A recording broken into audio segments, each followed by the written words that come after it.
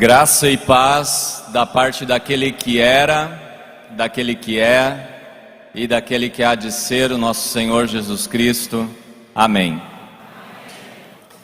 Eu me sinto um privilegiado nessa noite de poder estar aqui uma semana ou alguns dias antes da comemoração dos 500 anos da Reforma Protestante e poder vivenciar com vocês tamanha efusão de louvor, de glorificação de Deus. Então sou extremamente grato, por isso que eu pude experimentar um professor, porque a gente entende que a educação se faz numa troca, né? Não é um que ensina o outro, mas se...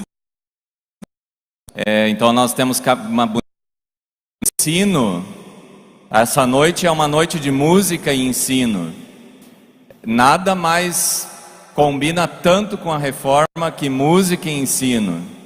A reforma, principalmente a reforma que veio do Lutero, privilegiava, além de muitas outras coisas, mas esses dois pilares. Precisava ser uma pessoa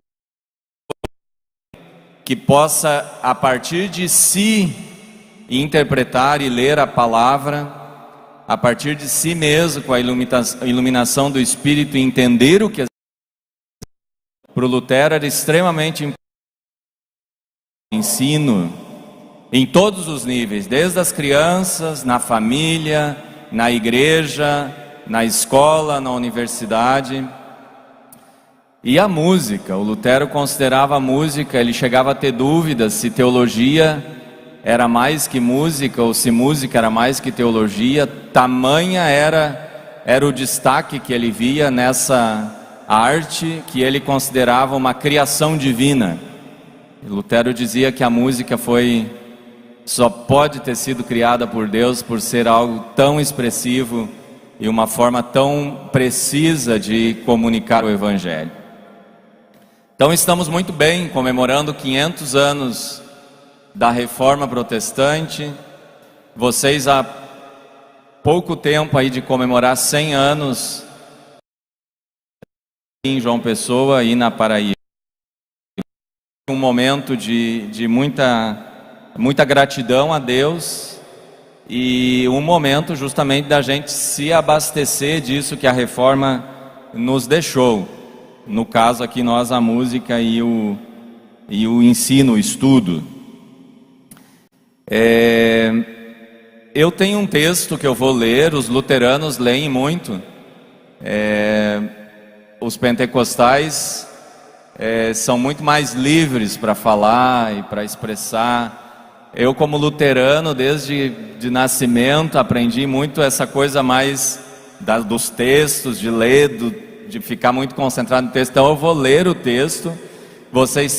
As pessoas que estão participando do curso do Centro de Estudos Teológicos, aí vão ter o texto completo lá. Eu não vou ler todo aquele texto, não preciso ficar preocupados. Eu selecionei algumas partes do texto e com certeza vou também falar algumas coisas enquanto vou falando. Aí está o título dessa palestra, o título um pouco diferente do título do artigo: Lutero e a pregação evangélica, um estudo a partir de Martim Lutero. Então nós vamos hoje falar muito desse monge, desse ministro de Deus chamado Martim Lutero. Lutero redescobriu a centralidade da palavra de Deus para a fé, para a vida da igreja, consequentemente o seu impacto na sociedade, uma vez que a palavra de Deus sempre causa algo quando ela é ouvida e quando ela é experimentada. Quando a gente ouve a palavra de Deus no hino, por exemplo, ela é muito mais experimentada. Quando a gente ouve, como a gente ouviu aqui no início, nessa noite, ela é ouvida. E para o Lutero era muito claro que a palavra causa algo em quem ouve, sempre vai causar algo. Que seja não entendimento, que seja talvez uma negação no primeiro momento, isso também é uma forma da palavra impactar. A pregação evangélica é sempre para o Lutero uma presença real. Ele usava uma expressão em latim, dizia viva vox do Evangelho. Viva a voz do Evangelho. A pregação da palavra é como se a gente trouxesse Cristo para dentro da vida da pessoa que ouve a pregação. Presença viva no meio da comunidade, presença viva de Cristo no mundo. Olha a grandeza disso. A palavra pregada, ela traz Cristo real, vivo, para dentro da vida daquela comunidade, daquelas pessoas que ouvem. Ela é como a chuva. A palavra sempre deixa suas marcas antes de voltar a ser chuva. A gente pensa, hoje está chovendo, né? A chuva cai, ela vai deixar a sua marca na terra, vai voltar para as nuvens, e com base aí na Escritura, Lutero diz, a palavra ela faz exatamente isso. Ela, como a chuva, ela sempre vai marcar onde ela cai, ela deixa alguma marca antes de voltar a Deus de novo, ou voltar às nuvens. Essa é a principal base para pensarmos a homilética. A homilética é o estudo da pregação que irá desenvolver-se a partir da Reforma Protestante do século XVI. O púlpito das igrejas era uma importante fonte de informação, e a prédica um dos principais meios de divulgação da redescoberta teológica feita por Lutero, de que Deus salva exclusivamente por sua graça, como nós muito bem ouvimos aqui na música. Castelo Forte foi muito claro, essa graça é o único meio de salvação através da fé em Jesus Cristo. A fé é justamente o acesso a essa graça de graça que Deus nos presenteia. O ministério da pregação da palavra é o meio através do qual a fé é criada, mantida, articulada, colocando em prática concreta a proposição de Romanos 10:17. A fé vem pela pregação, e a pregação pela palavra de Cristo. Se não existe pregação, não existe fé, não existe igreja, não existe o que nós estamos vivendo aqui. Então a gente vê aí a preponderância, a importância da pregação para o Lutero. Eu pediria para o Elias lá então passar a estrutura. Nós vamos trabalhar 4 pontos. Primeiro nós vamos falar um pouquinho mais sobre como Lutero entende palavra e pregação. Uma mudança hermenêutica. A hermenêutica é uma área que estuda a interpretação. Então o Lutero teve uma interpretação diferente. O pastor Eduardo falava antes, ele era um monge católico, estava preso dentro daquele sistema católico, entendeu e percebia Deus a partir de uma perspectiva católica, de muito medo. Deus era extremamente castigador, a pessoa jamais conseguia agradar a Deus. Quanto mais a pessoa tentava chegar perto de Deus, mais distante a pessoa ficava de Deus. E o Lutero então descobre uma nova hermenêutica, uma nova maneira de ler a palavra. É a nova hermenêutica, a nova leitura que faz ele fazer toda a reforma. E o entendimento que Lutero vai ter de palavra tem justamente a ver com essa nova hermenêutica, essa nova maneira de entender a interpretação. O segundo ponto, a homilética de Lutero, como Lutero entendeu a pregação evangélica. Então como é que ele sugere que as pessoas preguem, que os pregadores preguem ou não preguem. Então nós vamos trabalhar um pouquinho isso. No ponto 3, falar um pouco do Lutero como pregador. Como é que será que era esse pregador? Era um bom pregador? Vamos falar um pouquinho disso. E por fim, então, algumas consequências para nós 500 anos depois aqui no Brasil.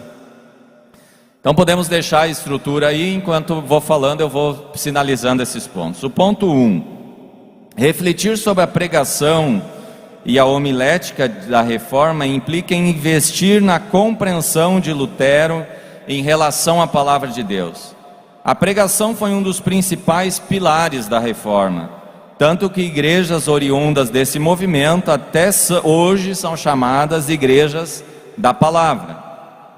A importância da pregação advém, entretanto, de uma nova compreensão hermenêutica, uma nova maneira de entender a própria palavra de Deus. Um professor meu chamado Edson Streck diz: a grande mudança que a reforma traz não se relaciona em primeira linha ao campo da homilética, mas da hermenêutica. Então Lutero não mudou em primeiro lugar a pregação em si. Ele mudou a pregação porque ele entendeu a palavra a partir de uma outra ótica. Aí tem uma citação de: segundo o pensamento da reforma, essa era a grande descoberta, Jesus é o centro da Escritura. A justificação do pecador por fé como palavra última de Deus perpassa toda a Bíblia, marca cada texto, aponta-se a necessidade da distinção entre lei e evangelho. Estas são alguns princípios que dão à prédica, como lugar em que se ouve a viva voz do evangelho, a tarefa de revelar a palavra de Deus contida na Escritura. Tarefa da prédica, segundo Lutero, é atrair o interesse das pessoas, cativá-las para levá-las a ter fé na promessa de Deus. Termina aqui a citação. Para Lutero, pregação da palavra de Deus é o meio através do qual toda a vida de fé e toda a vida da igreja se tornam realidade. Por isso é muito importante, isso foi uma revolução na época. Praticamente a missa da época não tinha mais pregação. Se tinha, praticamente era feito em latim, a maioria das pessoas não entendiam. O Lutero, entendendo isso, de que essa revelação da justificação por graça e fé é o centro de toda a Escritura, de Gênesis a Apocalipse, essa é a mensagem de toda a Escritura. Essa mensagem precisa ser comunicada, não só comunicada, ela precisa ser trazida para a realidade. Quando se prega, a gente traz a mensagem para a realidade, e por isso, extremamente importante que fosse feita em língua alemã, a língua que o povo podia entender. Como é que Lutero entende palavra de Deus? O que é palavra de Deus? O que vocês entendem por palavra de Deus? Lutero vai dizer: a palavra de Deus, ela existe em 3 formatos. A palavra de Deus está na Escritura. A palavra de Deus é Jesus Cristo. Jesus é a palavra de Deus. E a palavra de Deus é a pregação. Esses são os 3 lugares onde Lutero identifica a palavra de Deus. A Sagrada Escritura não é exatamente a palavra de Deus, segundo ele.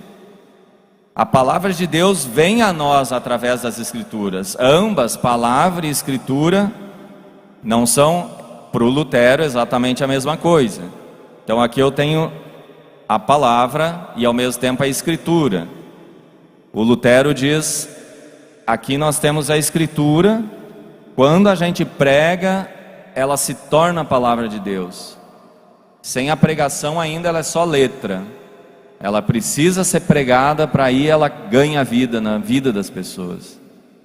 Então, olha que interessante isso, é uma diferença. Naquele tempo isso foi revolucionário. A palavra de Deus para Lutero é algo vivo, algo que escapa às letras e às escrituras.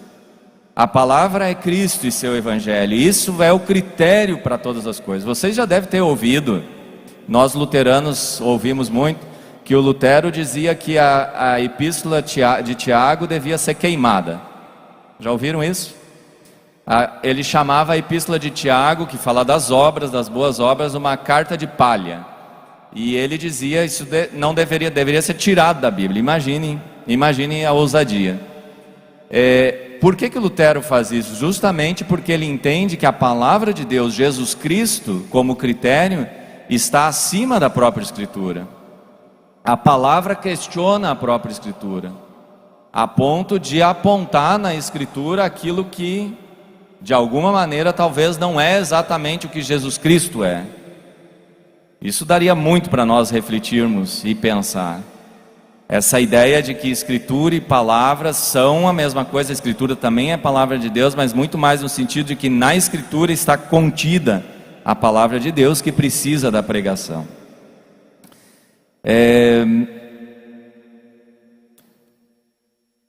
Deus efetua tudo por meio desta sua palavra. Sem palavra, o Espírito Santo não opera a santidade dos cristãos, não opera a santidade da igreja, da comunhão dos santos.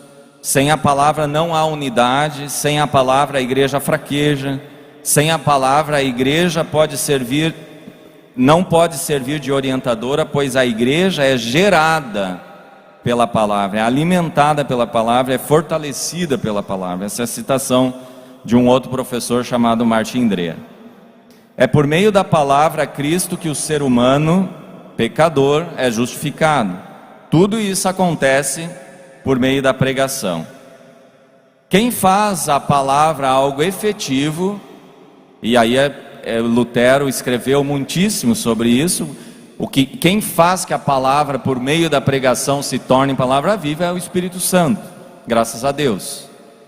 Através da pregação, como dirá o apóstolo Paulo, nem olhos viram, nem ouvidos ouviram, nem jamais penetrou no coração humano o que Deus tem preparado para aqueles que o amam.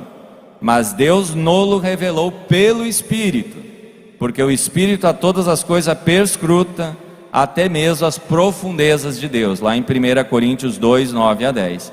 Então é exatamente essa dinâmica, não é o bom pregador que vai fazer com que a palavra seja viva na vida das pessoas, não é o texto sozinho que vai fazer que a palavra de Deus seja viva nas pessoas, é totalmente graça de Deus através da ação do Espírito Santo, por meio da pregação da palavra. O resultado da pregação evangélica jamais será obra isolada da pessoa que prega, mas tão somente a ação do Espírito por meio daquilo que o reformador irá chamar de dinâmica do Espírito. É o Espírito que devolve a vida ao Cristo encarnado nas Escrituras, tornando a palavra de fato viva no ouvido de quem ouve a pregação. Ele é o Espírito Santo, é quem faz a ponte entre a distância temporal que se escancara entre nós, hoje o Cristo encarnado, tornado presente para nós na salvação. O Espírito distribui a nós a aventura conquistada por Cristo. Assim a pregação acontece em coerência com a ideia maior da reforma, onde a ação é sempre a ação de Deus por nós, sempre a ação de Deus por nós. Nós reagimos àquilo que Deus faz, bem em compreensão luterana, é sempre Deus que age, é Deus que nos alcança, é Deus que nos dá Jesus Cristo, é Deus que nos fala por meio de sua palavra, é Deus que nos desperta a fé, é Ele que nos sustenta a fé. Nós simplesmente reagimos a tudo isso que a dinâmica da palavra e do Espírito vão causar em nós. Partindo dessa compreensão, a pregação não é um instrumento para dar recados, para informar, para estabelecer regras, para a gente fazer depois do culto somente, para a vida que vem amanhã, no dia seguinte, mas a própria prédica, o próprio sermão, quando a gente ouve ele já é a audição da palavra de Deus. E vocês, da Assembleia de Deus, vocês fazem muito isso. Na igreja luterana não tem isso, e para vocês deve ser muito estranho se vocês vão numa igreja luterana. Quando o pastor prega, vocês pregam junto, vocês dizem aleluia, glória a Deus, amém Senhor. Isso exatamente, a palavra não é uma coisa que a gente ouve como uma aula ou como essa palestra e daí depois eu vou pensar sobre isso, vou ver o que eu faço. A palavra causa algo no momento que se ouve, e vocês vivem isso. Então é muito lindo realizar isso. O Lutero ficaria mais feliz com essa prédica do que com as prédicas dos próprios denominados hoje luteranos, tem que admitir. A pregação é o momento de ouvir, então, essa viva voz, a experiência, o que se ouve durante o tempo que dura a pregação está no primeiro plano, o que vem depois vai ser consequência. Portanto, no sermão estamos diante de Cristo, tecendo a história da salvação no aqui e agora. Olha que interessante isso. No sermão, o sermão não deveria ser um falar sobre a salvação, o sermão é uma forma de salvar, é a salvação. Não é falar sobre perdoar, é perdoar. No sermão não é fazer teologia sobre a graça, mas é vivenciar a graça. Não é relatar sobre a ressurreição, mas sim experimentar a ressurreição na vida da pessoa lá sentada ouvindo. Na dinâmica do já, então algo que a gente já experimenta agora, mas que espera para experimentar em plenitude na eternidade, no reino de Deus. Nós vamos passar agora para o ponto 2. Então essa era a primeira compreensão que ele tinha de palavra de Deus, para a gente conseguir ir adiante. Então tendo essa compreensão, essa na verdade é a mudança que o Lutero faz na sua época, a gente vai para o ponto, como é que ele entendeu, como é que ele sugeriu para as pessoas pregarem. Preciso de uma água.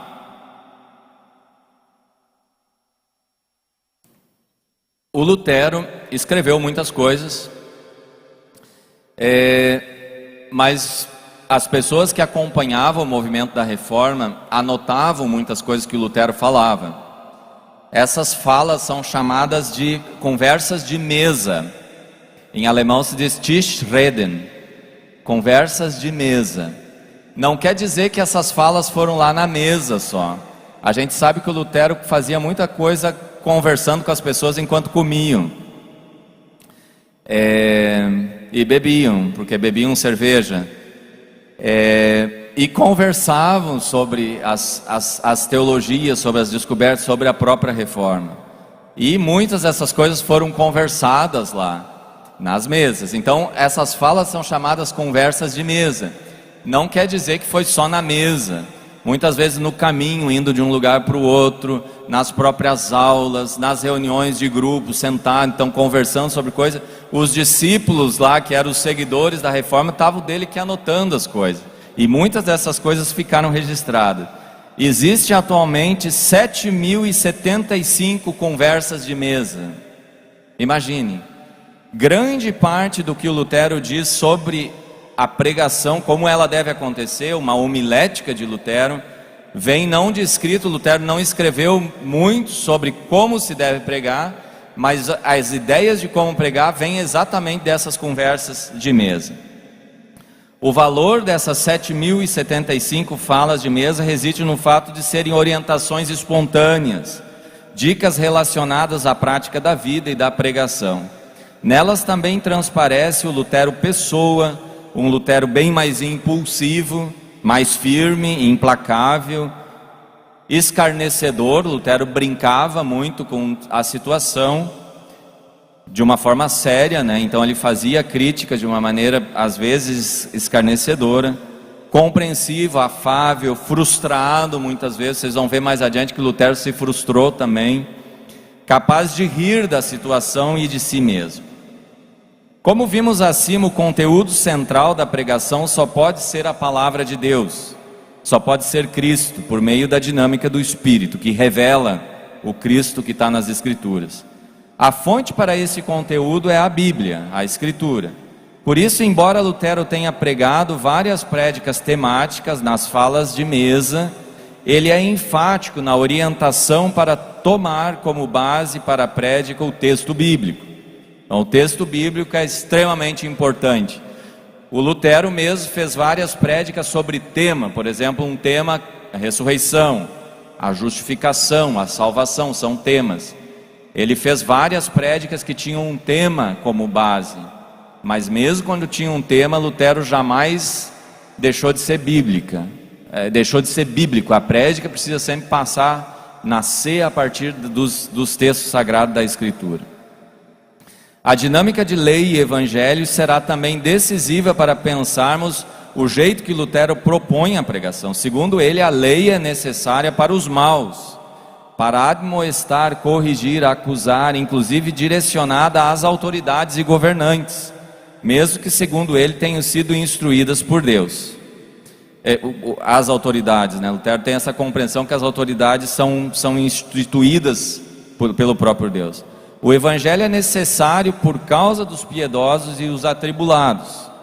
A dinâmica de lei e evangelho é, portanto, mais do que apenas um modelo estrutural de prédica, mas recapitula a inteireza da Escritura e da própria vida humana. Então, o Lutero usa essa dinâmica, lei e evangelho. Toda a Escritura, ela é composta de lei e evangelho. A lei tenta nos aproximar de Deus, mas a gente sabe que pela lei, quanto mais a gente tenta chegar perto de Deus, mais distante a gente fica. A gente não consegue cumprir a lei. A lei mostra o nosso fracasso de conseguir a salvação. A gente não consegue. A gente só se dá conta pela lei o quão distante estamos de Deus. E o evangelho, que é Jesus Cristo, justamente vem em nosso socorro e diz: Mesmo que você não consegue, mesmo que a pessoa não consegue cumprir a lei, Jesus Cristo está lá e diz: eu cumpro a lei, e eu me coloco à tua disposição, eu faço a salvação que o ser humano nenhum conseguiria fazer, de graça, sem que a gente precise fazer nada. O Lutero dizia que numa prédica, num sermão, a gente deveria dividir em 4 partes. As 3 partes primeiras a gente deveria falar da lei e do inferno, e mostrar para as pessoas que ouvem o quanto elas estão perdidas, o quanto elas não conseguem chegar até Deus, o quanto a salvação está longe delas, o quanto elas vão ser castigadas, o quanto a herança, aquela única herança que elas têm, é o inferno, é a condenação. 3/4 da prédica, lei, para que os crentes ouvindo, eles pensem: meu Deus, eu tô perdido, eu não consigo. E aí o Lutero diz, na última parte da prédica, você traz Jesus Cristo. E aí você diz para as pessoas: vocês viram que não conseguem, com tudo isso que foi falado, vocês jamais conseguiriam chegar até a salvação, chegar a Deus, mas Jesus Cristo nos dá a salvação, Ele nos alcança graciosamente, e a fé é o único jeito que a gente pode acessar a essa imensa graça, como a gente cantou aqui há pouco tempo. Nas conversas de mesa fica também evidente que a tarefa da pessoa que prega é algo exigente, não é fácil pregar. O pregador tem a tarefa de anunciar uma doutrina pura e sã, uma doutrina pura e sã. Isso não é tarefa fácil. Vemos aqui uma clara relação com a preocupação maior da reforma, a preocupação com a pura doutrina. A igreja, segundo Lutero, a pergunta, o que é a igreja para Lutero? É o lugar onde a palavra é pregada e os sacramentos, a ceia e o batismo são ministrados corretamente. Então, aí a gente vê a função do pregador justamente é garantir que essa pregação pura e correta aconteça. A prédica será, portanto, o espaço por excelência onde isso acontece. A pessoa pregadora é porta-voz dessa incumbência. Por isso, segundo o reformador, olha, isso é agora o Lutero falando, um bom pregador deve ter as seguintes qualidades e virtudes. Primeiro, deve saber ensinar direito e corretamente. Segundo, deve ter boa cabeça. Terceiro, deve ser bem articulado. Quarto, deve ter boa voz. Quinto, deve ter boa memória. Sexto, presta atenção, sexto, deve saber parar. 500 anos atrás, o pregador tem que saber parar. Sétimo, deve estar certo do que fala e ser aplicado. Oitavo, deve investir na sua tarefa o corpo e a vida, os bens e a honra. E nono, deve saber aturar o desprezo de todos. É muito atual, né? É muito atual. 500 anos se passaram e a gente pode pegar essas regras e dizer: isso aqui tem uma riqueza imensa para a gente pensar a pregação. Quanto ao contexto, Lutero está muito preocupado com a audiência, está muito preocupado com a comunidade. Por isso faz uso de uma linguagem comum, uma linguagem cotidiana, uma linguagem simples, a linguagem do povo. Fala do jeito que o povo fala. Uma linguagem corriqueira, usa o alemão, que era uma língua desprezada na época, latim era a língua chique, tratando de temas relacionados às grandes questões da vida e da fé, da salvação das pessoas, em oposição aos chamados por ele, então, os hereges. Lutero reforça veementemente que a perspectiva do ouvinte é um dos fatores determinantes da prédica. Bom pregador é aquele que conhece bem os seus ouvintes e considera os ouvintes, leva em consideração os ouvintes, primeiro tentando falar de uma maneira que os ouvintes possam entender. Por isso faz-se necessário conhecer a realidade em que as pessoas vivem, conhecer a vida das pessoas, conhecer onde elas trabalham, também conhecer a índole humana, com todas as suas glórias e suas cruzes. O pregador, isso é frase de Lutero de novo, o pregador é como um marceneiro, Seu instrumento é a palavra de Deus. Entre os ouvintes da pregação há pessoas diferentes e de diversos tipos. Por isso o pregador não deve cantar sempre o mesmo canto e ensinar sempre da mesma maneira. Dependendo dos ouvintes, deve ele, conforme a circunstância, ameaçar, atemorizar, repreender, advertir, mas também consolar e reconciliar. Termina aí a citação do Lutero. Deve-se ainda dizer, com base nas conversas de mesa, que Lutero é pouco otimista em relação aos ouvintes.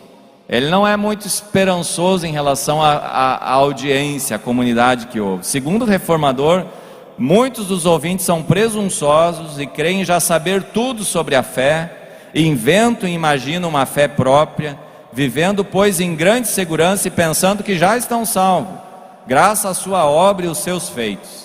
Já outros pensam que precisarão de tal conhecimento apenas na hora da morte. A pessoa ouvinte é profundamente marcada pelo pecado, o Lutero vai dizer. O pecado é marca de todo ser humano, e por mais que o ser humano consiga lidar com o pecado, o Adão, ele diz, Adão é um bom nadador, ele consegue sair do batismo e sempre de novo dá o golpe no ser humano, ele deixa o pecado de novo atravessar a vida e atrapalhar a relação da pessoa com ela mesma e principalmente com Deus. O pregador deve conhecer o mundo muito bem e reconhecer que ele é desesperadamente mau, propriedade do diabo, na melhor das hipóteses. Por isso, segundo Lutero, o ser humano não tem a mínima disposição para ouvir aquilo que é central do Evangelho, a justificação pela fé. Assim dirá Lutero. É um sinal seguro de que eu digo, e é o seguinte: quando se prega sobre o artigo da justificação, o povo fica dormindo e tossindo, mas quando se começa a contar histórias, exemplos, aí esticam as orelhas e ficam quietinhos e ouvem com toda atenção. 500 anos atrás. Então, contar a história, ele diz, daí o povo escuta, gosta de ouvir história. Mas quando vai direto na palavra, na justificação, na fé, aí ficam tossindo e bocejando, olhando para o relógio. No tempo não tinha relógio, né? Hoje olha para o relógio. O pastor está falando coisa que eu não estou muito afim de ouvir, né? Quanto ao método de como pregar, Lutero oferece várias orientações nas suas conversas de mesa. Segundo ele, a pessoa pregadora tem sobre si uma tarefa impossível. Por isso a oração no preparo da prédica é muito importante. Prédica é um exercício de espiritualidade, de devoção, de oração para poder pregar. Não é algo acadêmico, da exegese, da hermenêutica, é exercício espiritual. Isso é difícil dizer para os alunos, né? Quem ensina aqui pregação sabe quanto difícil é a gente ensinar isso, que pregação tem a ver com a espiritualidade, com a fé de fato da pessoa. A oração no preparo da prédica é muito importante. Além disso, pregar exige preparo. Primeiro, aprenda a subir, fala do Lutero, aprenda a subir no púlpito, aprenda a subir nesse lugar aqui. Segundo, saiba aguentar algum tempo lá em cima. Terceiro, aprenda também a descer outra vez. Termina a fala do Lutero. O pregador deve saber exatamente o que quer dizer, conhecer o assunto, tomar uma ideia, permanecer nela e explicá-la bem. Só depois de saber bem o conteúdo é que a pessoa deve se preocupar com o jeito, com a arte com que vai pregar. Lutero também irá falar sobre a brevidade, a capacidade de parar de pregar, como a gente já falou antes. Algo difícil para pregadores da Reforma, de ontem e de hoje. Como irá muito bem observar o Melanchthon, que é o livro aí que o pastor Eduardo anunciou. Os pregadores luteranos aprendem todos de Lutero como pregar e repreender, mas que não conseguem aprender dele é parar. Então pregam muito, mas não têm muita capacidade de pregar em menos tempo, no tempo ideal, o tempo adequado. Vocês imaginem, igreja 500 anos atrás, as prédicas de Lutero duravam 1 hora mais ou menos. Então quando ele está dizendo para pregar pouco, é mais ou menos 1 hora, que não é pouco para nós. grande parte das pessoas ficavam de pé na igreja. Os bancos foram colocados muito depois na igreja. Então vocês imaginem as pessoas, a missa, o culto durava 3 horas, mais ou menos 3 horas, pessoas de pé, só a prédica durava em torno de 1 hora. Então esse é o contexto dessas coisas que a gente está vendo. Claro que a gente vai adaptar isso para hoje, não é para os pastores, aí não vamos pregar 1 hora, né? Às vezes é 1 hora, mas não precisa ser 1 hora. A gente pode pregar em meia hora, em 40 minutos, muito bem, desde que a prédica realmente consiga fazer isso que ele está dizendo aqui, que é o objetivo da prédica. O pregador deve ser capaz de ensinar as pessoas simples e iletradas de modo singelo, arredondado e correto, pois ensinar é mais importante do que admoestar. Temos que ser amas de leite, temos que ser como mãe que dá de mamar ao filhinho, balbucia e brinca com ele, dá-lhe o peito de mamar e não pode dar vinho nem bebida forte.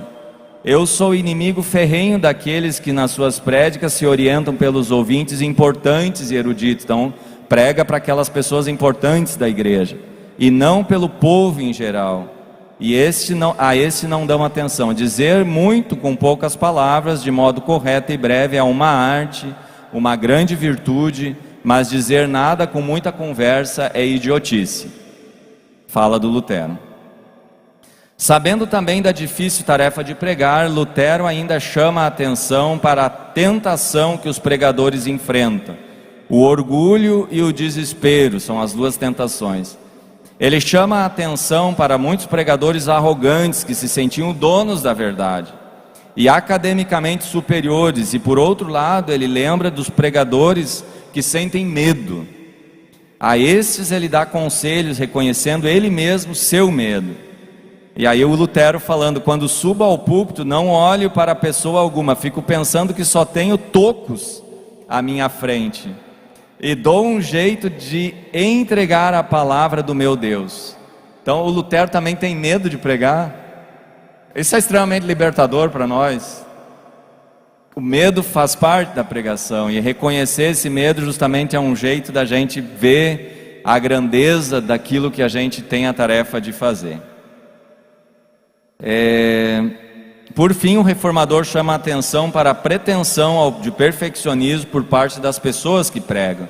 Aqui ele reforça a dimensão espiritual da pregação, uma vez que a sustentação da pregação e do pregador provém, igual como toda a ideia da reforma, provém tão somente do próprio Deus e sua graça, né? A pregação, o dom da pregação é graça de Deus, não é conquista do ser humano.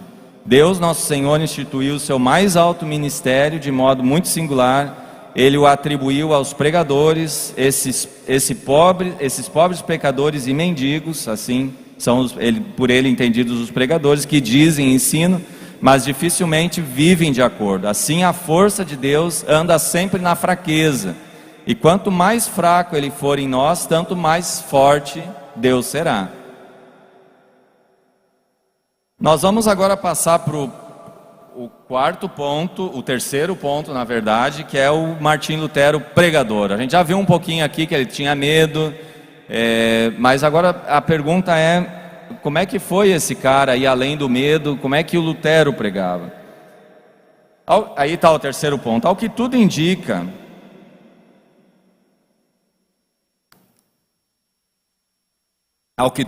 Lutero foi um bom pregador.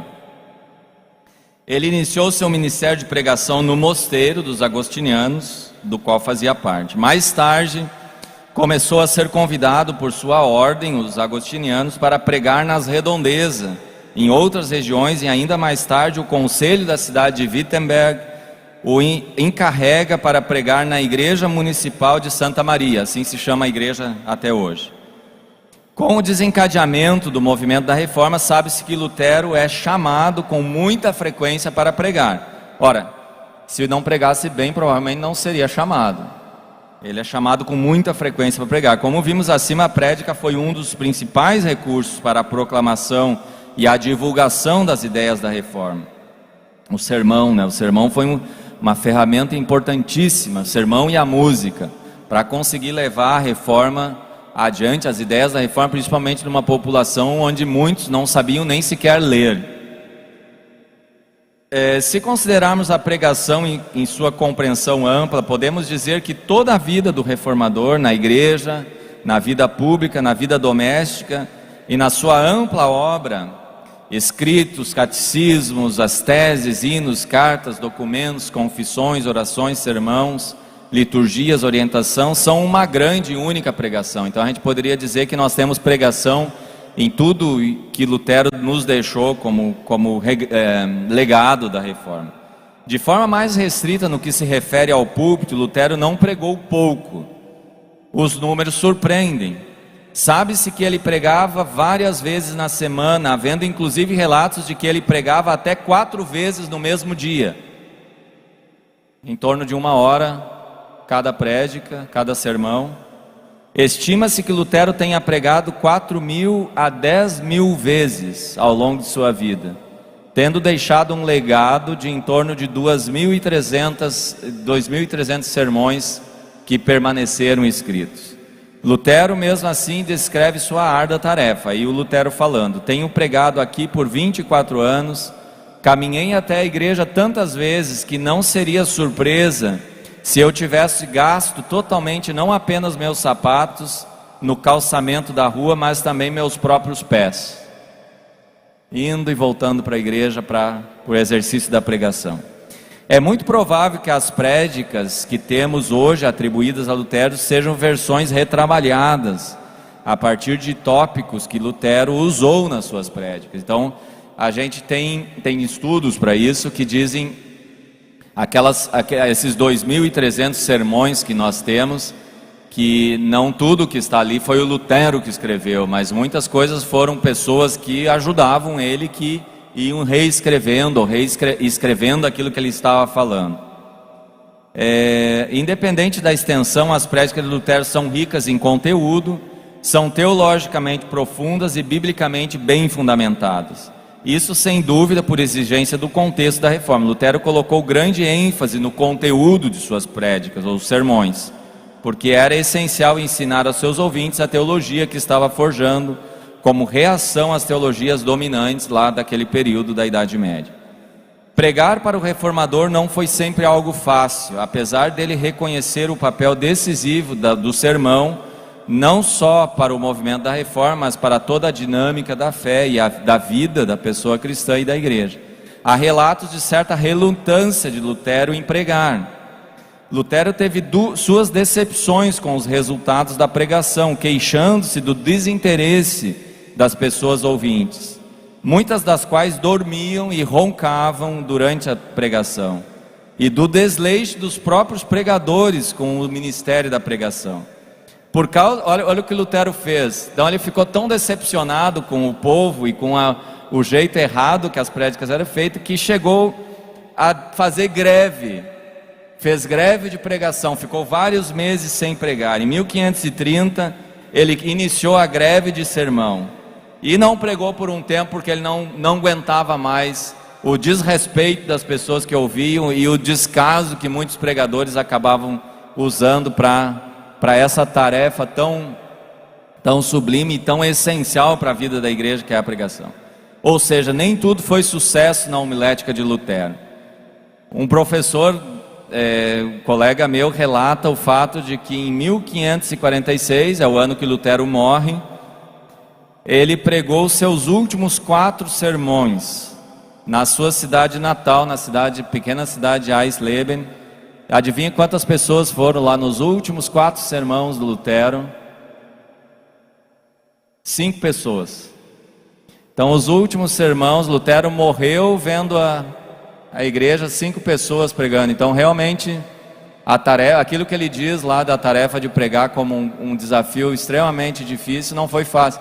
Então eu acho muito interessante a gente pensar essas coisas, porque a gente tem a impressão de que os problemas são hoje, né? Hoje nós temos problemas, hoje nós temos desinteresse, tem os jovens que não querem escutar, tem as pessoas que não querem ouvir teologia, que não querem entrar fundo na Bíblia, mas 500 anos é o mesmo ser humano que está lá, o mesmo ser humano pecador, tentando achar que já sabe tudo, que não precisa de Jesus Cristo, que ele mesmo já conquistou a sua salvação, que ele não precisa ouvir pregação nenhuma, que ele já está bom assim, ele mesmo lê a Bíblia, né? Ele mesmo prega para si.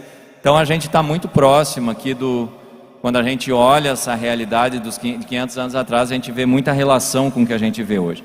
Esse seria o último ponto, o quinto ponto, consequências para o nosso contexto. Um pouquinho disso eu já estou falando. Às portas dos 500 anos da Reforma, cabe nos perguntar quais as consequências deste movimento. E a gente pegou hoje só Lutero, né? Vocês vão amanhã trabalhar Armínio. Então a grande pergunta que a gente coloca 500 anos depois é: quais as consequências para a nossa vida de igreja 500 anos depois? A mesma coisa nós podemos perguntar aqui: qual as consequências para a pregação evangélica cristã 500 anos depois? Sem dúvida, as contribuições de Lutero são muitas. Dificuldades e excessos apontados por Lutero, como a dificuldade de falar com simplicidade, de uma forma que cativa os ouvintes, despertando neles a fé, é algo também muito atual, e ele já percebia isso naquele tempo. A Reforma teve uma contribuição decisiva para o sermão e para a homilética em pelo menos 4 aspectos: o reavivamento do sermão, o sermão renasce lá, a igreja daquela época tinha matado o sermão reaviva, o papel da Bíblia como fonte e autoridade do sermão, o Evangelho como conteúdo da prédica, é o Evangelho que dá o critério, inclusive, para ler a própria Escritura. E quarto, a relação entre a pessoa que prega e o povo. Então, a pessoa que prega, ela não está isolada das pessoas que ouvem, ela precisa interagir com essas pessoas e tentar o máximo possível aproximar a sua pregação dos ouvintes. A pergunta: como pregar o Evangelho de forma que ele seja efetivamente e afetivamente ouvido? Com uma igreja tão cheia como nós temos aqui, talvez vocês não tenham esses problemas, né? Como pregar o Evangelho de forma que ele seja efetivamente e afetivamente, que toque o coração das pessoas. Para mim, a igreja, essa é uma grande pergunta. Como que a gente faz com que o Evangelho toque a vida das pessoas, fale a vida das pessoas, crie fé, desperte a fé na vida das pessoas e fortaleça a fé? Essa pergunta parece ecoar ao longo dos 500 anos da Reforma. Como a pergunta pode ser respondida? Se considerarmos o conteúdo, a forma e o contexto como pressupostos básicos a ser levados em conta para uma prédica que comunique adequadamente, me parece que o resgate do conteúdo bíblico, do Evangelho de Jesus Cristo como palavra salvífica de Deus, como essa viva voz do Evangelho, que de fato é algo a ser veementemente levado em conta. O risco que se corre, porém, é que o sermão se preocupe demasiadamente com o conteúdo e com a teologia, tornando-se por vezes quase um retorno a uma certa ortodoxia, algo já perceptível em muitas das nossas igrejas. Então, às vezes, só a pura pregação, o conteúdo correto, ele ainda não garante uma prédica que de fato cause impacto na pessoa. A gente precisa encontrar outros recursos. Por exemplo, a música ajuda muito na pregação. O Lutero dizia que a música ela tem um impacto na vida da pessoa que muitas vezes nem a própria pregação conseguia ter. Ela consegue de fato atingir a pessoa porque a música, além de texto, além de conteúdo, ela tem a forma, tem a melodia, tem o ritmo que mexe muito com a emoção da pessoa. A Reforma sustenta uma pregação ao mesmo tempo que nos anima a reformar a própria pregação. Então, não existe uma reforma presa lá 500 anos atrás, é uma pregação que precisa sempre de novo ser reformada, ser atualizada, num permanente processo de reforma. Neste processo, mais e mais faz-se um desafio criar e engendrar um sermão e uma homilética, uma pregação que correspondam ao contexto e à cultura do nosso contexto, com as suas dores, com as suas necessidades, com as suas urgências. O ser humano que ouve há 500 anos é o mesmo ser humano, pecador, carente da graça de Deus, buscando sentido para a vida, o sentido que o Evangelho de Jesus Cristo possibilita e alcança. Então a tarefa continua, grandiosa tarefa, que Deus nos ilumine, que Deus nos oriente, que Deus através da sua própria palavra nos ensine, nos ajude a pregar de forma que o Evangelho seja a viva voz na vida de cada pessoa e na vida da nossa sociedade, na vida do nosso país, que tanto precisa do Evangelho como orientação para viver e promover justiça e paz. Obrigado pela atenção de vocês, que Deus nos abençoe, Deus abençoe e guarde hoje e sempre. Amém.